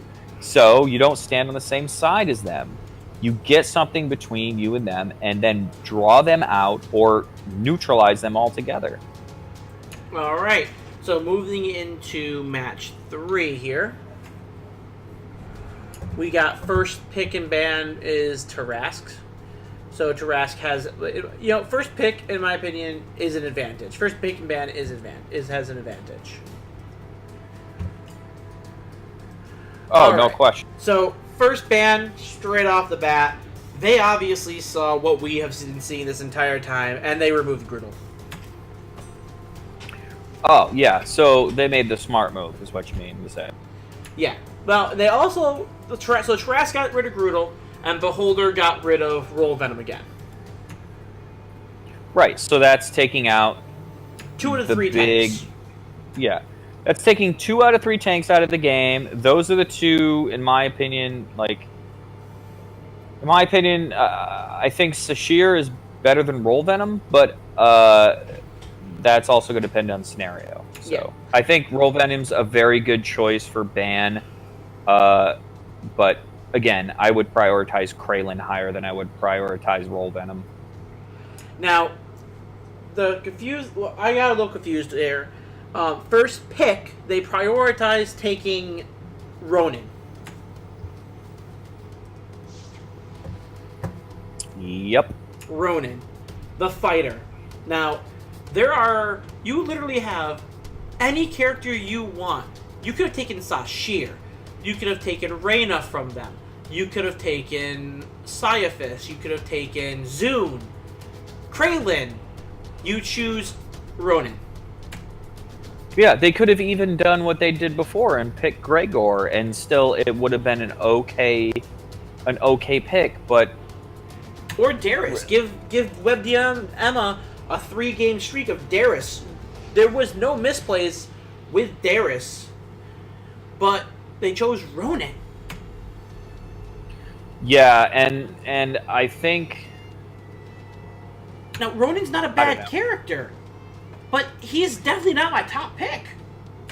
yeah, and honestly, the character, the player that played him, although he kind of made it, Diction, that's right. He didn't make any like character based faux pas or like character based errors. He did make a positioning error, which got him shot up a little bit in the third round, but ultimately it was a poor choice. It was again a poor choice. All right, so the first pick on Beholder's team was Reyna again, and they gave it to Hazard for the third time. Why did they let them get Reyna every game? Well, I'm fairly certain that that Team Beholder realized that that Reyna was consistently being successful. Maybe not the most successful, but being consistently successful. And that player was also being consistently successful with that character. No play errors were made. No positioning errors were made. That character, I don't even think that character was hit. I don't have any notes about Reyna being hit. Exactly. I don't think that character took a single point of damage out of all 3 rounds. So the character and the player were working. Solid choice. I don't think Team Tarask realized that it was going to be the number 1 pick for them. Again, I'm going to say the same thing I said about Team Tarask. They should have prioritized a little bit better. I would not have chose the Ranger. I would have chosen Sashir. Beholder, I mean. Oh, yeah. Team Beholder, yeah. I would have picked Sashir instead of Reyna. And the reason I say that is because it's just prioritize. You have 2 tanks that are out. You pick the third. Yeah, or if you are, since at this position they have 2 back-to-back picks, I would have gone Reyna and Sashir. I mean, Caiaphas is a decent pick, but I would have gone with the tank personally. Yeah, 100%. I that perplexed me on both sides in the first pick. Like the bans happened. It was 2 of the tanks. I would have picked the third one. There wouldn't have even been a question. It doesn't even matter who plays it. Yeah. All right. So the next pick after Caiaphas, which, like I said, Caiaphas is a good, solid choice. From what we see here right now, the other team has Ronan, and you have the Ranger and your healer. So you've locked down the single best healer in the entire RPG sports. Caiaphas is the Cleric of Light. He will heal light or life, either or. He'll heal through most things. Yeah, absolutely. I think it's important to note here right now that after these 2 picks, all they have to do is get some sort of melee combatants. They really don't need much else.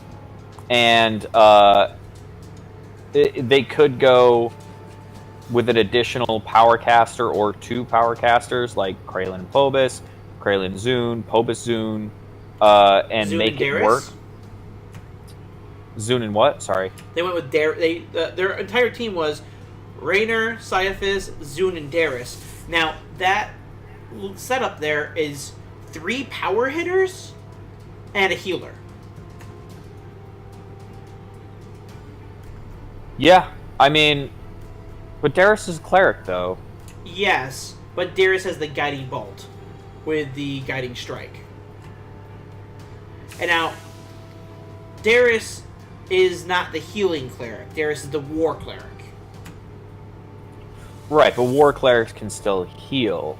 let's not forget about Yeah, but versatility here. it's more like an off heal situation. Darius is we've seen Darius being used more as a damage dealer than a healer with the sacred weapon, the guiding bolt, the guiding strike, and then they've been using Caiaphas and literally any of the paladins to heal. That's true. The way I think about it, the way I'm thinking about it, and bear with me on this one, is if I get a hold of Caiaphas,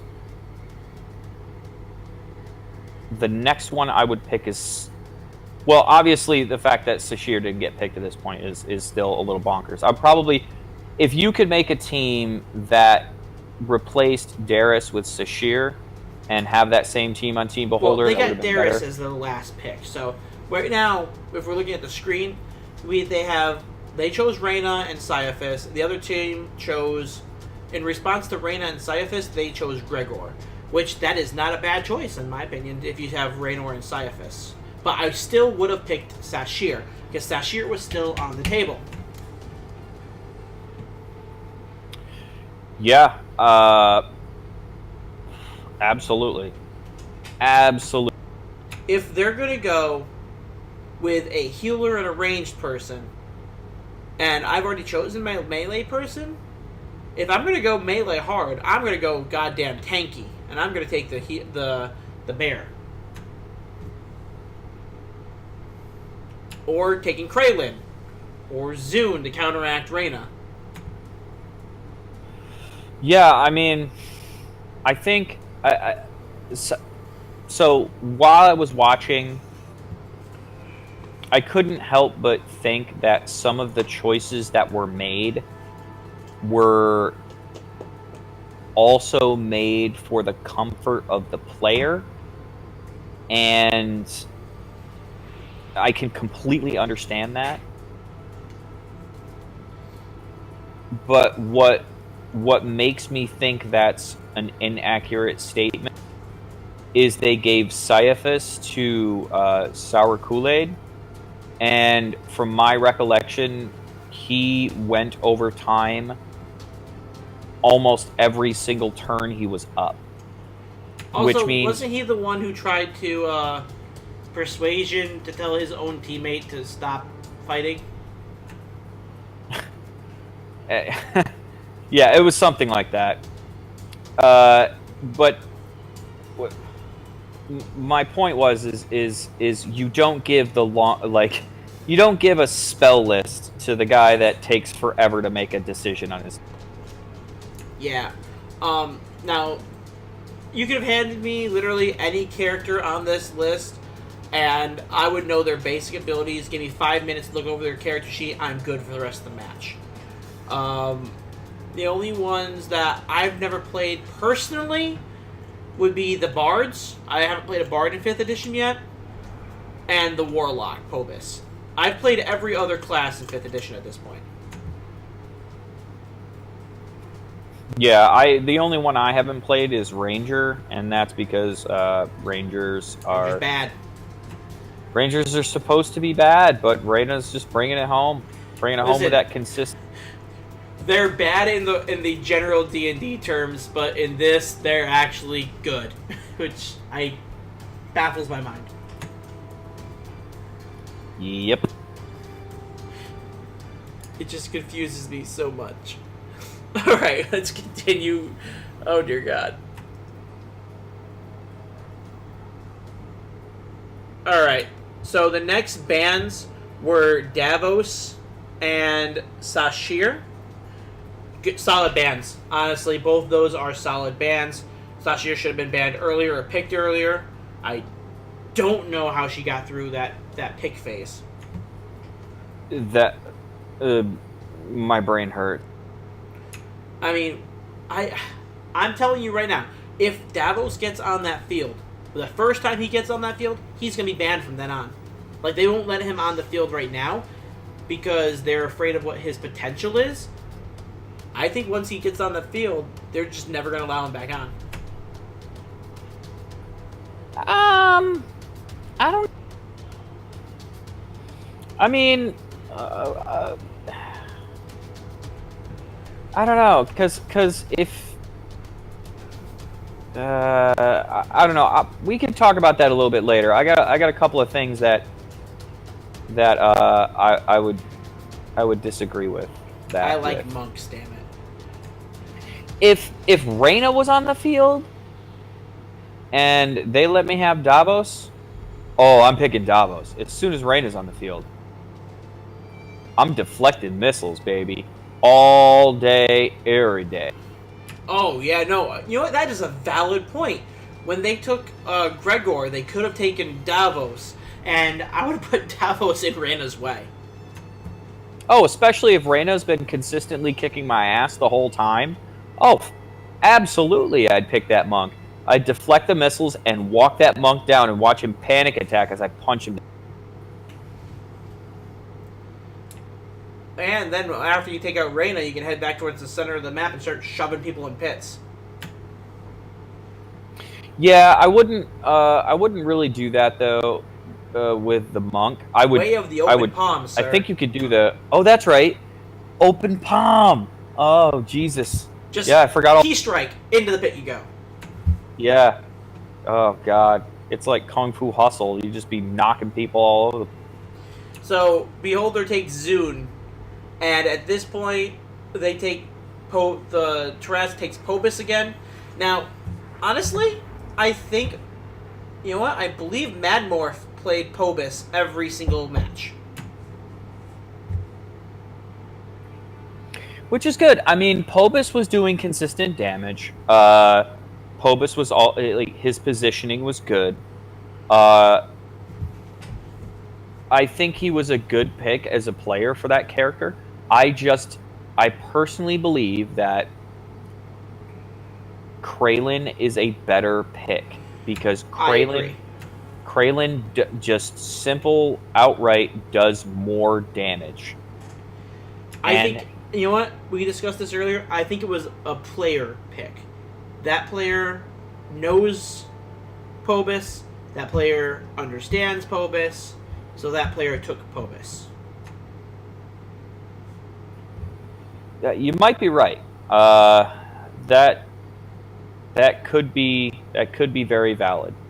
But I mean, you know, you don't really need to know very much about Magic Missile to know it's gonna hit automatically. Or, you know, Shatter ignores a few things. Yeah, also, he has Magic Weapon. You just cast it on somebody else's weapon. Yeah, I mean, who do they also have on their team? Oh, look at that. They took the Rogue. Give the Rogue Magic Weapon. Yeah, again, bad choice. Bad choice. They shouldn't have took the Rogue. Bad. Honestly, I just don't like the Rogue in this format. Unless you're using him as a ranged attacker, I don't like the Rogue in this format. Yeah, I have no idea why they chose the Rogue. I honestly think the Bard would probably have been a better choice than the Rogue. You know what? You want to do something interesting? RPG sports. Make him an arcane trickster. Ooh, that'd be really cool, because then he'd try to mage hand the potions to himself. Or steal them from other players. Yeah, that's true. That would be interesting, yeah. That's what I'm seeing. Like, I want to see Peter as an arcane trickster, and I want to mage hand a potion off another player. Well, technically they could do it anyway, because there's a... Mage hand only arcane tricksters get the ability to pit pocket with a mage hand. Oh, I didn't know that. They also can lockpick with the mage hand. Yeah, that hasn't come up yet. Let's hope it doesn't. It's never going to come up on this, obviously. But I've used it in my own D&D games where I'm playing a rogue with arcane trickster. And I'm... Oh, look it! There might be a trap on that door. I'm going to stand about 10 feet away and I'm going to lockpick it from here. Right, yeah. Yeah, being able to steal from the other characters would make him much, much more interesting. That would add a whole That would add a really interesting layer to the character pick, for sure. I could see there being a player that's just really good with the Arcane Trickster, and you're like, don't let him have that. Also, think about this. A lot of the characters have a lot of additional equipment that they just aren't using and / don't use. Like the Arcane Trickster could be like, I'll take that. I'll take that too. Exactly.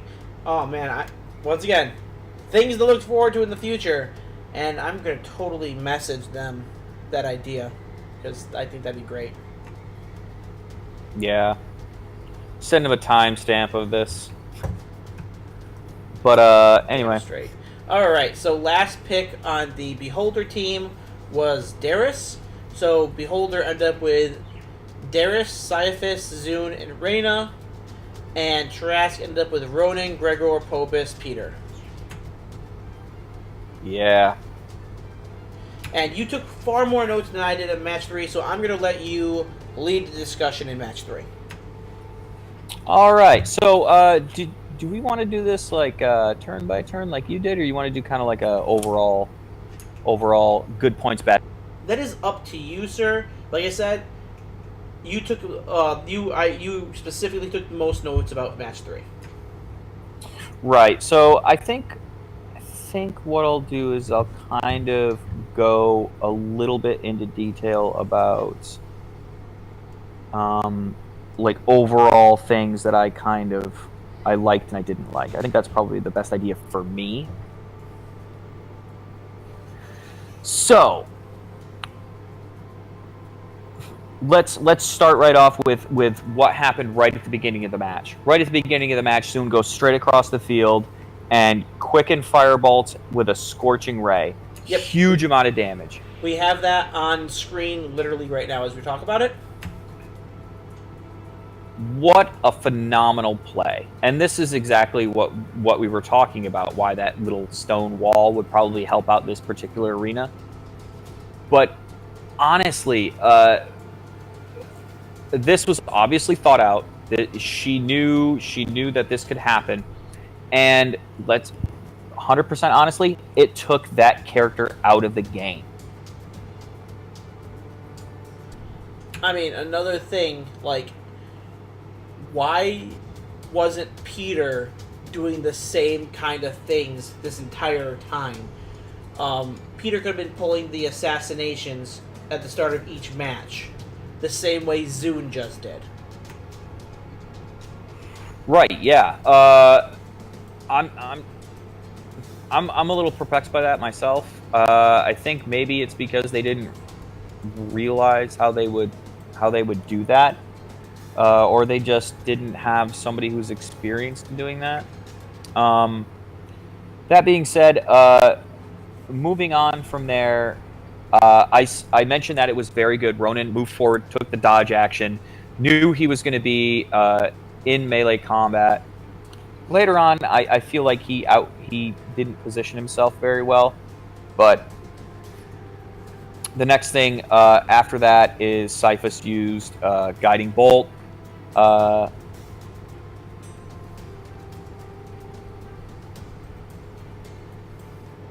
Now, hold on, just 1 second. Here, fine. Another question I had here was I want to give props to Dookie Shed for having to sit that entire goddamn match out after turn 1. Peter gets eliminated. Yeah. Well, and also right after Cyphus uses the Guiding Bolt, Reyna gets up and uses the Colossus Slayer Hail of Thorns, and that's when Gregor gets taken out, either at that point or shortly thereafter, if I remember correctly. So both Gregor and Peter are forced to just sit around. So power to those guys. I'm sure that they were probably typing good techniques for the other 2 players to use. But now you're looking at 4 versus 2, and that is just a terrible thing to have to deal with. Also, I believe one of the characters, I think it was Ronan, tried to jump across the lava pit and just fell into it. Yeah. Hold on. Let me find out where that was. I know I took. No. Or was it Pobus? Somebody tried to jump across the lava pit and fell in. Oh, also, this was one of the points in the match as we're going along here. Is Zune attempted to use mage armor, and the DM ruled that it was pretty much a useless spell in the spell list, which we brought up the first video, and made a ruling that I thought was very fair and gave Zune an extra shield spell, which I thought was a very, very good decision, and I wanted to give props out for that because I wouldn't have thought of it, but it's a very clever solution to that. Yeah, it was a really quick and precisely made play by the GM to fix an issue on a character that should not have been there. It's pointless for Zune to have the mage armor. We pointed out maybe you could cast it on somebody else, but there's not that's a waste of a spell for Zune. As we saw, Zune on turn 1 can fucking take out a team. Yeah, that's terrifying. I mean, just really terrifying. Now, $5 says that next match Zune is either banned or picked one of the first couple of choices. Right, and also one good thing that I noticed was the double spiritual weapon. I've never thought about using spiritual weapon like that, to be completely honest with you. Okay, so I wanted to bring this up because from here on, I very seriously doubt they're going to allow people to have both clerics. Yeah, no, you don't want Caiaphas and Darius on the same goddamn team. Now, dealing with two spiritual weapons is absolutely terrible. I mean, they went for a hard-hitting team with the way Beholder held it, and it worked out for them. Now, if the other team had taken more tanks, it would not have went so well. Yeah, I think maybe so in my notes here as I'm going down, one of the points I made is that Ronan overextends to try to bridge the gap, isolating himself, and then starts eating a bunch of attacks unnecessarily. Even with dodge does not grant you the merit to make poor positioning. You use dodge in assistance with positioning. And Ronan sort of ran right out in front of the group.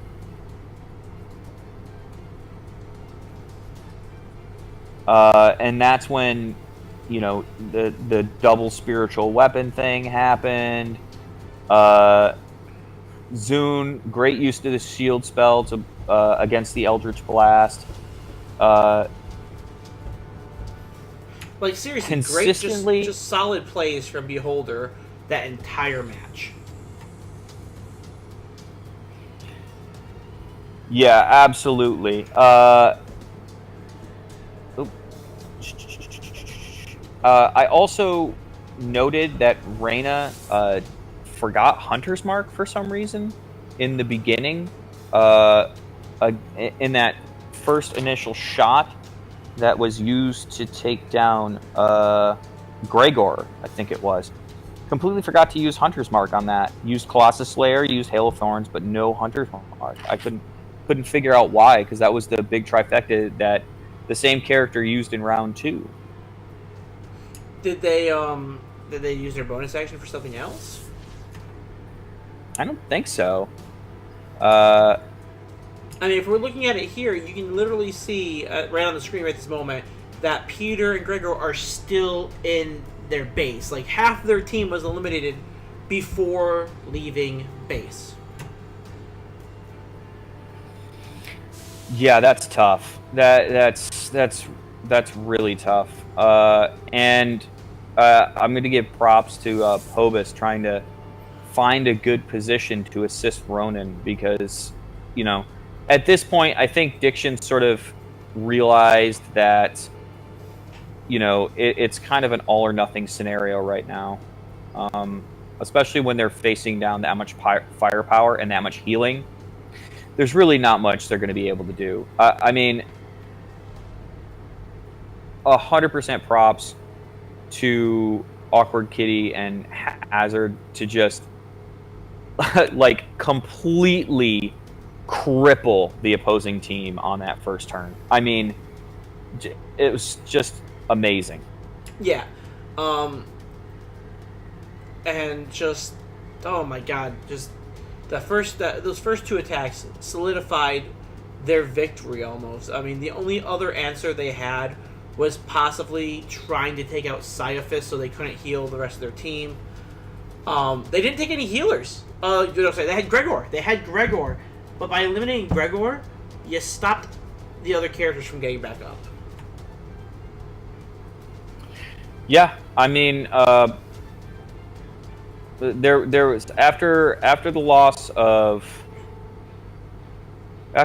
Gregor, it was pretty much, the decision was pretty much made at that point.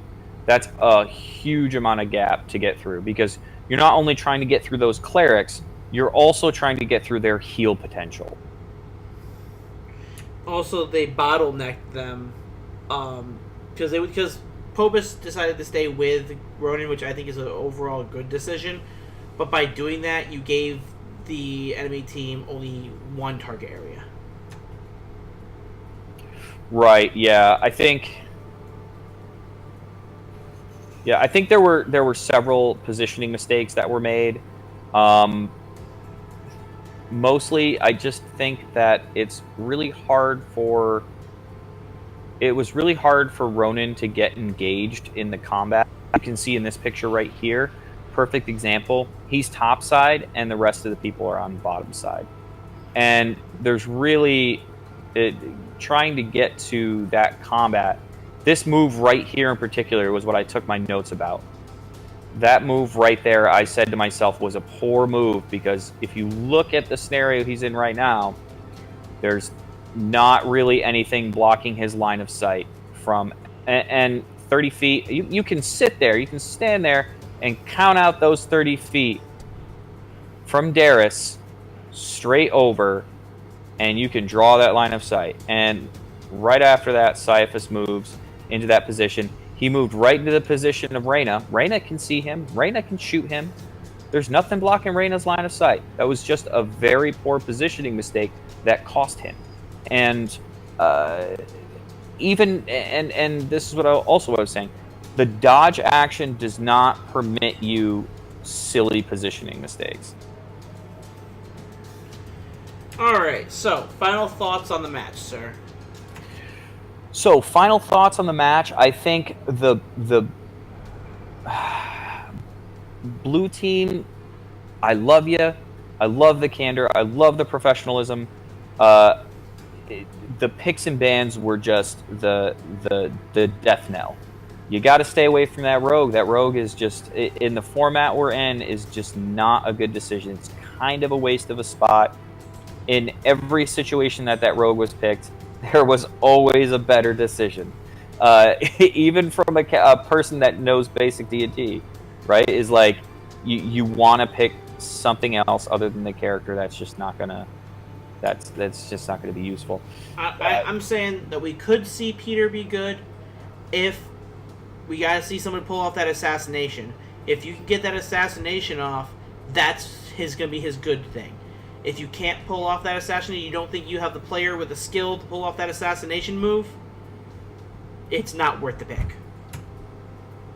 Absolutely, and I think it's, you can take that risk, but chances are that Peter is going to die trying to do that assassination technique.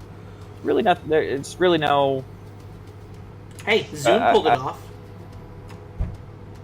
Zune did pull it off. Okay, so that's fair. That's a fair point right there. Yeah, Zune did pull it off, and she's also a clothy. So I got to give props where props are due. Yeah, I also the only thing that I would say is Team Red. Team Red, Sour Kool-Aid Show consistently went overtime on most of his turns. They really need to lock that down. Ezekiel the Third, really awesome player, really awesome professional player. He had a little bit of a tendency to talk during other people's turns a couple of times. I think that comes a little bit from, him being in the mentality of sort of like a team leader type person. But other than that, Team Red brought it home just due to picks and positioning. I think that's pretty much what did it. Yeah. Also, we're gonna be this upcoming Saturday is their charity game. They're gonna be doing an all-star charity game with a bunch of volunteer players and a different GM. And then the next week will be the final match between Beholder and Kobold. Yeah, I'm excited to see how that goes. I really like the synergy that I saw out of Red Team on this one. I think they're really working together well. But I want to see what happens if they get thrown a pick curveball, because Hazard got Reyna every single time. So I want to see a little bit more of a curveball thrown their way. But consistently, great picks on Team Red, great strategies, great playing. Even though I believe Sour Kool-Aid Show ended up falling in lava at one point. Yeah, he was. I knew somebody tried to make a jump there. I think Sour Kool-Aid Show was having the same issue that Jeff has every week. Yeah, I didn't want to say anything about that, but it did seem like that. Yeah. I saw him reach for a side drink. Let's put it that way, multiple times during the matches. Yes, he went for a coffee of the Irish variety or something of that nature. Yeah. But hey, it is what it is. I don't think it impacted gameplay too much, other than going over turn. Jumping into a lava pit and yelling at his own teammate to give up the fight. Yeah, so what about your thoughts, Kurt? Honestly, great picks on Beholder's side. Tarask, first match, wonderful choices on the picks. Second match, we discussed that. I'm not going to beat a dead horse on that situation. Third match, get rid of Peter. Well, you guys did great other than getting Peter every time. Peter is a good character, but we haven't seen him perform the way I want to see him perform. And that if you can't pull off that assassination move, then Peter is just not worth his medal. And you know what? Having a one-shot wonder is not worth getting the character. Take Zune, take any of the casters, and you could probably pull off the same thing that you saw Zune do in match 3.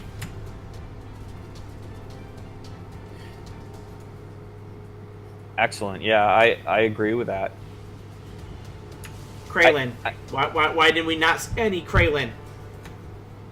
Yeah, that was a really... I couldn't figure that out either. I feel like Kraylin is a good choice against Zune. I really do. And the reason I say that is because